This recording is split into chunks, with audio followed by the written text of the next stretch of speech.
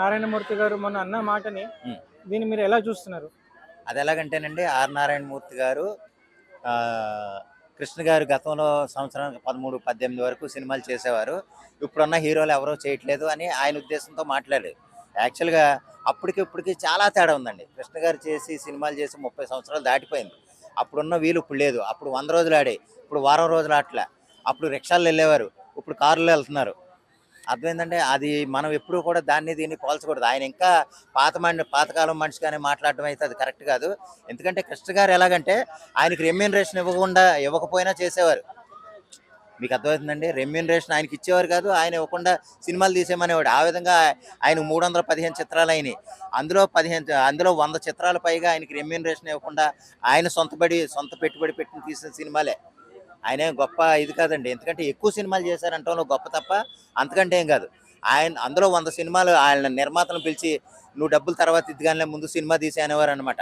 ఆ విధంగా జరిగిన నెలకు సంవత్సరానికి 13 సినిమాలు చేశారు, లేకపోతే 18 సినిమాలు చేశారంటే ఇప్పుడు ఎవరో చేయరు. ఎందుకంటే అంతకుముందు అయితే మనకి 10 లక్షల సినిమా ఏదనుకోండి, ఇప్పుడు 10 కోట్లు కాదు కదా, 100 కోట్లు కూడా సినిమా సరిపోవట్లే.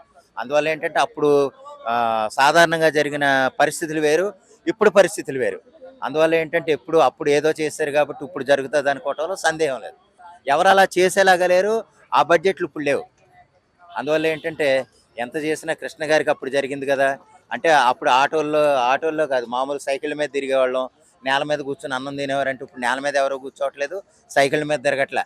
ఇప్పుడు అందరూ కారులోనే వెళ్తున్నారు. ఇప్పుడు అది అంతకుముందు 100 రోజులు సంవత్సరం ఆడేది ఉంటే ఇప్పుడు 7 రోజులు 10 రోజులే ఆడుతున్నాయి.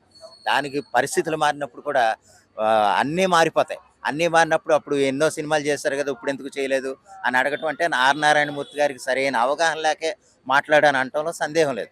ఇప్పుడు ఆర్ నారాయణమూర్తి గారు ఆయన సంవత్సరానికి 10 కాదు కదా, ఒకటి తీసినా సరే ఆయన సినిమాలే చూసేవాళ్ళు లేనప్పుడు ఆయన అలాగంటంలో కరెక్ట్ కాదనేది నా ఉద్దేశం. కృష్ణ కృష్ణ గారి టైంలో అప్పుడు టెక్నాలజీ లేదు, మరి ఇప్పుడున్న టైంలో టెక్నాలజీ ఉంది, మరి ఇప్పుడు ఇంకా ఎక్కువ సినిమాలు రావాలి కదా, దీనిపై మీరేమంటారు? కాదండి, టెక్నాలజీ వేరు, ఫిజికల్గా ఒక మనిషి కష్టపడడం వేరు.